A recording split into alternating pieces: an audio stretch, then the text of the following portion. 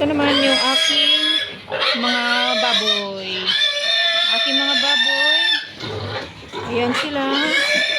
Kumakain sila. Ayan.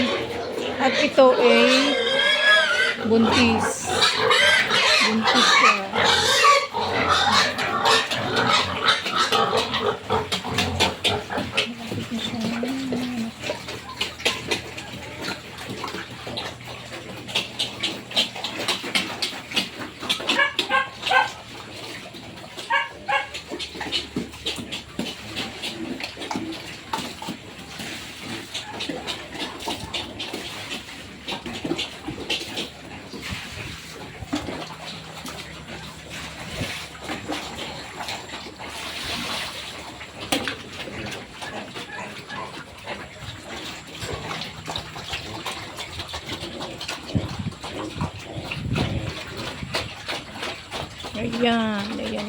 Ayan guys.